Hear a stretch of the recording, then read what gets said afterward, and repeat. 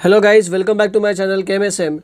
Today we are going to study about enthalpy of physical transformation. Physical transformation मतलब कोई भी substance एक state से दूसरे स्टेट में कैसे जा रहा है। हमारे पास तीन ही तो है, सॉलिड, लिक्विड और गैस। ये तीन स्टेट है।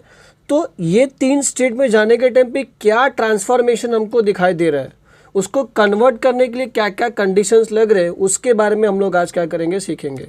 इन phase transition one phase of a substance is converted into another at constant temperature and pressure without change in chemical composition. ये सारे फैक्टर्स काफ़ी इंपॉर्टेंट, केमिकल कंपोजिशन एंड उसके प्रेशर एंड उसके temperature. जब भी चेंज होगा तो उसका केमिकल कंपोजिशन कभी चेंज नहीं हो जाएगा। ऐसा नहीं है कि मैंने कुछ मॉलिक्यूल लिया वो आगे चल के कुछ नया ही मॉलिक्यूल बन गया। मतलब उसका केमिकल कंपोजिशन अगर वाटर है तो अगर गैसियस में भी जाएगा या सॉलिड में जाएगा तो भी वो H2O ही होगा, वो दूसरा कुछ कंपाउंड नहीं बन जाएगा। टेम्परेचर कांस्टेंट होना चाहिए और प्रेशर भी क्या होना चाहिए, कांस्टेंट होना चाहिए। हमेशा हम लोगों को क्या रखना है, याद रखना है इन सारी चीज़ों का, ठीक है। अब सबसे पहला है हम लोगों का enthalpy of fusion.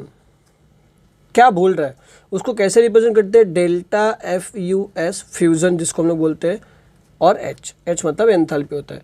Enthalpy change that occurs when one mole of a solid is converted into liquid. Fusion का मतलब होता है एक फेज से अनदर फेज में। तो सॉलिड से कहाँ पे जा रहा है बच्चों, लिक्विड पे जा रहा है। ये काफ़ी इंपॉर्टेंट है। Without change in temperature at constant pressure is called enthalpy of fusion, is called enthalpy of fusion. For example water solid है, किस में कन्वर्ट हो रहा है, वाटर लिक्विड में। तो यहाँ पे एंथैल्पी ऑफ फ्यूजन कितना है, प्लस 6.01 kg पर मोल एट 0 डिग्री सेल्सियस, ठीक है।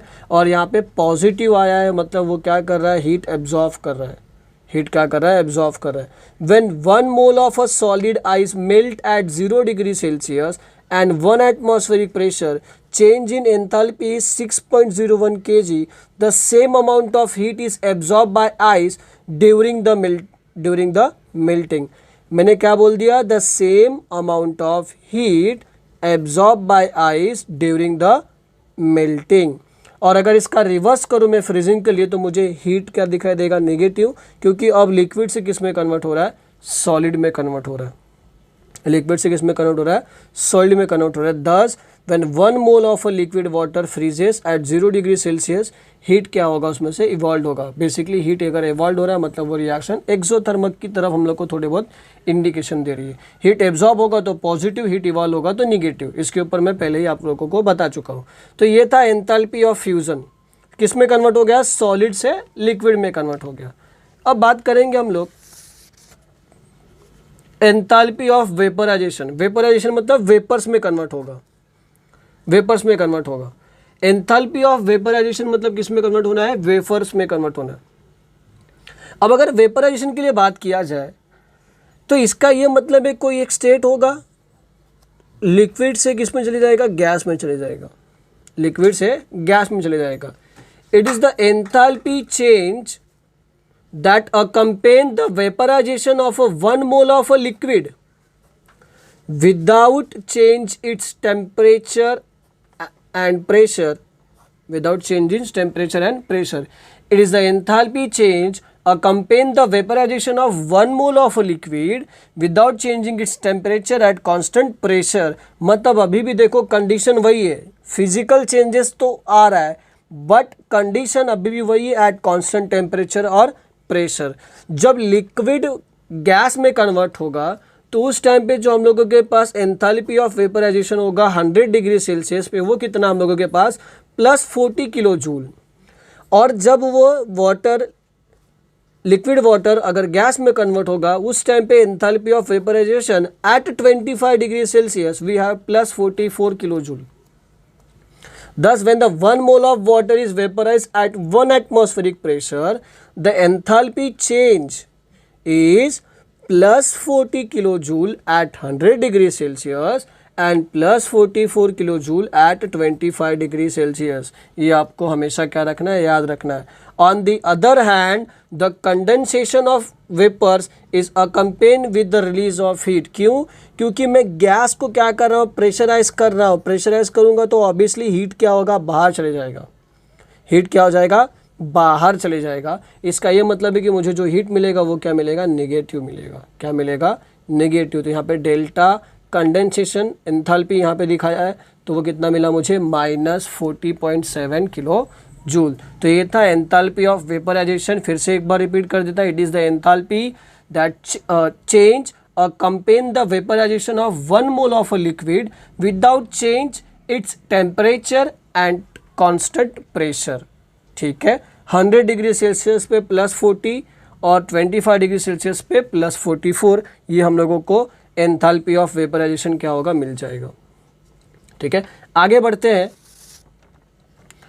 आगे हम बात करेंगे एंथैल्पी ऑफ सब्लिमेशन। सब्लिमेशन तो आप लोग रोज देखते हो घर में। कैम्फर को जब भी हम लोग बर्न करते हैं तो डायरेक्टली किस में कन्वर्ट होता है, गैस में कन्वर्ट होता है। तो it is called sublimation reaction. Basically solid से सीधा गैस फेज, ना वो लिक्विड में गया और ना ही लिक्विड से फिर गैस में गया, सीधा सॉलिड गैस, सॉलिड गैस, उसको हम लोग क्या बोलेंगे, सब्लिमेशन। क्या बोलेंगे, सब्लिमेशन। एग्जाम्पल, आपने कैम्फर आप रोज घर पे अगर यूज किया होगा कभी तो आपको पता होगा। तो हम लोग क्या बोलेंगे, it is the enthalpy change for the conversion of 1 mole of a solid directly into vapors at constant temperature and pressure। Consider water solid directly किस में कन्वर्ट हो रहा है, गैस में कन्वर्ट हो रहा है। उस टाइम पे जो मेरे पास एंथैल्पी ऑफ सब्लिमेशन है वो क्या है, +51.08 किलो जूल पर मोल एट 0 डिग्री सेल्सियस। ठीक है, अगर मैं सब एंथैल्पी ऑफ वेपराइजेशन और एंथैल्पी ऑफ फ्यूज़न को अगर ऐड करूंगा, उनके जो मेरे पास इक्वेशंस है उनके वैल्यूज़ को अगर मैं ऐड करूंगा तो that is equals to enthalpy of sublimation. इसका ये मतलब एक निकल के आता है, अगर मैं एक ट्रायंगल ड्रॉ करूं जहाँ पे मैं 3 पॉइंट लिखता हूँ, ए से बी और ए से सी। ठीक है, मुझे सी से बी जाने के लिए भी उतना ही एनर्जी लग रहा है, ए से सी जाने के लिए भी उतना ही एनर्जी लग रहा है। पहले मैं क्या कर रहा था, ए से सी जा रहा था तो भी एनर्जी कुछ तो लगा। अब मैं क्या गया, सी से बी की तरफ गया, ठीक है, तो भी मुझे अलग अमाउंट ऑफ एनर्जी मिला। ये एनर्जी और ये एनर्जी बोलूँ या एंथैल्पी बोलूँ, एंथैल्पी बोलता हूँ, ये एंथैल्पी और ये एंथैल्पी मुझे अलग अलग मिला। अगर मैं डायरेक्टली ए टू बी जाता तो मुझे यहाँ पे सब्लिमेशन के बारे में इंफॉर्मेशन मिला। तो ये अगर मेरा सब्लिमेशन है और ए से पहले कहाँ पे जा रहे हैं, सी पे जा रहे हैं, मतलब ये मेरा कौन सा होगा, फ्यूज़न वाला। और अगर सी से बी पे जा रहे हैं, ये मेरा वेपर वाला है। तो अगर ये तीनों को मैं एक साथ ही लिख दूँ तो जितना मैं नंबर ऑफ स्टेप्स में गया उतने ही अगर मैं डायरेक्टली एक बार में लेके जाऊँगा तो भी मुझे सेम अमाउंट मिलेगा। जैसे ये सब्लिमेशन का वैल्यू 51.08 है, अगर मैं वेपराइजेशन और फ्यूजन दोनों की वैल्यू को ऐड कर दूंगा तो भी मुझे उतना ही मिलेगा।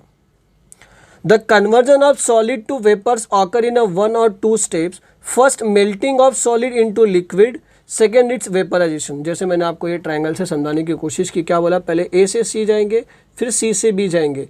इन दोनों का जो एंथैल्पी होगा अगर मैं इसको ऐड करूँ, which is equals to enthalpy of sublimation, which is equals to enthalpy of sublimation. इसका एक सिंपल सा मतलब निकल के आता है, अगर मैं स्टेप बाय कोई भी प्रोसेस करूंगा तो टोटल जो मेरा ऐड होगा which is equals to sublimation, which is equals to sublimation. ठीक है, चाहे मैं नंबर ऑफ स्टेप्स में करूं चाहे मैं डायरेक्टली करूं, जो एनर्जी ऑफ एंथैल्पी है वो उतनी ही रहने वाली है, वो चेंज होने वाली नहीं है। सेकेंड पॉइंट है इसके अंदर, the enthalpy change is the same since the enthalpy is a state function. ये काफ़ी इंपॉर्टेंट पॉइंट है क्योंकि एंथैल्पी क्या होता है बच्चों, स्टेट फंक्शन होता है एट 0 डिग्री सेल्सियस। अब दोनों रिएक्शन मैंने क्या कर दिए, ऐड कर दिए। देखो ये कौन सा है, सॉलिड से लिक्विड जा रहा है मतलब फ्यूजन वाला है, 6.01, लिक्विड टू गैस जा रहा है मतलब वेपराइजेशन वाला है, 45.07, ऐड कर दो 51.08 आ रहा है, ये सॉलिड टू लिक्विड डायरेक्टली आपको यहाँ पे टोटल रिएक्शन में दिखाई दे रहा है। मतलब नंबर ऑफ स्टेप्स को भी ऐड करूँगा तो which is equals to sublimation का रिएक्शन। ये मुझे इन्फॉर्मेशन इस पर्टिकुलर सब्लिमेशन के रिएक्शन से मिल रही है। हमेशा याद रखो, नंबर ऑफ स्टेप्स से जाओगे तो भी वही, डायरेक्टली गए तो भी भाई उसके अंदर कोई कभी भी चेंजेस होने वाला नहीं है। आगे बढ़ते हैं, आगे बात करते हैं अभी एटॉमिक लेवल पे। एटॉमिक और मॉलिक्यूल लेवल पे एंथैल्पी के अंदर क्या चेंजेस आएंगे वो हम लोग बात कर लेते हैं। एंथैल्पी फॉर एटॉमिक और मॉलिक्यूलर चेंज, सबसे पहला एंथैल्पी ऑफ आयोनाइजेशन। सिंपल सा बात होता है, आयोनाइजेशन, जनरेशन ऑफ आयंस, इसको बोलते हैं हम लोग आयोनाइजेशन। किसकी मदद से होगा? हीट की मदद से होगा। उसका एक इलेक्ट्रॉन क्या करूंगा मैं, रिमूव कर दूंगा, तो वो क्या बन जाएंगे? आयंस बन जाएंगे। Enthalpy of ionization accompany that remove an electron from 1 mole of gaseous atom. Sodium का एक गैस है, उसके अंदर से क्या कर रहा हूँ, एक इलेक्ट्रॉन निकाल दूंगा तो सोडियम के पास क्या हो गया? आयंस आ गए, और इसी को बोलते हैं हम लोग एंथैल्पी ऑफ आयोनाइजेशन। और उस टाइम पे जो मुझे एंथैल्पी ऑफ आयोनाइजेशन मिला विच इज़ 494 किलो जूल पर मोल, और इसके ऊपर साइन क्या है? पॉजिटिव, मतलब इसको बेसिकली इसने हीट किया, क्या होगा? एब्जॉर्व किया होगा। इसका उल्टा होता है गेन वाला, ठीक है, गेन वाला। आयोनाइजेशन मतलब आयंस बनाने में कितना एनर्जी लग रहा है, it is enthalpy of ionization, ठीक है। The electron gain enthalpy on the other hand give the enthalpy change when 1 mole of a gas phase atom of element accept electron from the gaseous anion to form gaseous anion। कोई भी एक element होगा, अगर वो electron gain करता है तो उसको हम लोग क्या बोलेंगे? Electron gain enthalpy. उस टाइम पे देखो हमारे पास इलेक्ट्रॉन गेन एंथैल्पी कितनी आई है? -349। कितना आया है? -349 किलो जूल पर मोल। और यहाँ पे निगेटिव साइन क्यों है? क्योंकि आपको समझ गया होगा कि हीट इसमें से क्या हुआ होगा? रिलीज हुआ होगा, इसलिए एंथैल्पी की वैल्यू क्या हो गई है? निगेटिव हो गई है। ये इन्फॉर्मेशन हम लोगों को यहाँ से मिलता है। इसी को बोलते हैं हम लोग आयोनाइजेशन। आयोनाइजेशन का सिंपल सा मतलब याद रखो, फॉर्मेशन ऑफ आयंस। कब होंगे? जब किसी भी एलिमेंट से मैं एक इलेक्ट्रॉन निकाल दूंगा, या किसी भी एटम से मैं एक इलेक्ट्रॉन निकाल दूंगा, तो वो पर्टिकुलर एटम आगे चल के किस में कन्वर्ट हो जाएंगे बच्चों? आयंस में कन्वर्ट हो जाएंगे, और उसी को हम लोग बोलेंगे आयोनाइजेशन। क्या बोलेंगे? आयोनाइजेशन। आगे बढ़ते हैं, एंथैल्पी ऑफ ऑटोमाइजेशन, ठीक है। एटॉमिक लिखा हुआ है बेसिकली। अब मतलब मेरे पास कोई मॉलिक्यूल होगा, वो डिसोसिएट होगा उसके एटम्स में। द एंथैल्पी चेंज और campaign the dissociation of 1 mole of a gas substance into atoms. एक क्लोरीन का सब्सटेंस है, वो किस में कन्वर्ट हो गया? गैस में कन्वर्ट हो गया। बट कौन से लेवल पे है? एटॉमिक लेवल पे। कौन से लेवल पे? एटॉमिक लेवल पे। तो यहाँ पे देखो delta atom enthalpy, enthalpy of automisation कितना मिला? 242 किलो जूल पर मोल। और यहाँ पे मीथेन के लिए हम लोगों के पास कितना है? 1660 किलो जूल पर मोल। इसी को बोलते हैं ऑटोमाइजेशन। सिंपल सा मतलब याद रखो, सब्सटेंस होगा, मॉलिक्यूल होगा, उसको उसके एटॉमिक फॉर्म में लेके जाओगे तो वो क्या हो जाएगा? ऑटोमाइजेशन। एटॉमिक फॉर्म में लेके जाएंगे मतलब सिस्टम कुछ ना कुछ तो एनर्जी क्या करवाएगा? एब्जॉर्ब करवाएगा। इसलिए देखो इनकी वैल्यू हमको क्या दिखाई दे रही है? पॉजिटिव दिखाई दे रही है। नेक्स्ट होता है enthalpy of solution. Enthalpy of a solution is a enthalpy change process when 1 mole of substance dissolve in specified amount of solvent। क्या बोल रहे हैं हम लोग? Enthalpy of a solution is the enthalpy change in the process when the 1 mole of a substance is dissolved in a specific amount of solvent। For example NaCl का solid है, उसके अंदर मैं कोई solvent aqueous लिख दिया, यहाँ पे वो क्या कर रहा हूँ? ऐड कर रहा हूँ, और ये क्या बना रहा है? aqueous solution बना रहा है। ये हम लोग किसके लिए करते हैं? डाइल्यूशन के लिए करते हैं। Enthalpy of solution at infinite dilution is the enthalpy change when 1 mole of a substance dissolve in infinite amount of solvent। infinite amount of solvent, ठीक है। डिसोल्यूशन के ऊपर काम कर रहे हैं हम लोग बेसिकली। अभी आगे अगर इस पूरे प्रोसेस को स्टेप बाय स्टेप देखेंगे तो काफ़ी सारी इन्फॉर्मेशन मिलेगी। सबसे पहले तो जो भी वो कंपाउंड है, जैसे ही वाटर के अंदर जाएगा तो वो क्या करेगा? अपने आयंस बनाएगा। तो NaCl नहीं लिखता हूँ मैं, कोई भी एलिमेंट लेता हूँ, Mx कुछ भी हो सकता है M की जगह पे। Mx जब भी वाटर के अंदर जाएगा तो क्या बनाएगा? M+ और X आयन बनाएगा। इसी को बोलते हैं हम लोग लैटेंट हीट या क्रिस्टल लैटिस एंथैल्पी। इसका नाम होता है क्रिस्टल लैटिस एंथैल्पी या latent heat. The lattice dissociation enthalpy is the enthalpy change needed to convert 1 mole of a solid crystal into gaseous ion. Solid crystal को gaseous ion में convert करने के लिए जो अमाउंट ऑफ एनर्जी लगेगी या जो अमाउंट ऑफ हीट लगेगी उसको क्या बोलेंगे हम लोग? Crystal lattice enthalpy. क्या बोलेंगे? Crystal lattice enthalpy. और वो हमेशा क्या होगी? पॉजिटिव होगी, क्योंकि एनर्जी हीट एब्जॉर्ब कर रहा है. सिस्टम क्या कर रहा है? हीट एब्जॉर्ब कर रहा है. ठीक है.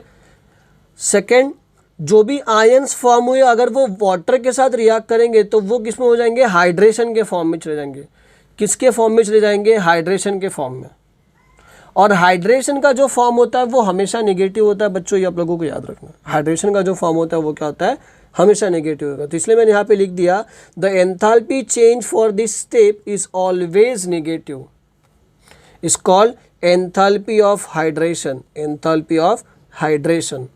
ठीक है. एंथैल्पी ऑफ हाइड्रेशन हमेशा क्या होता है? नेगेटिव होता है.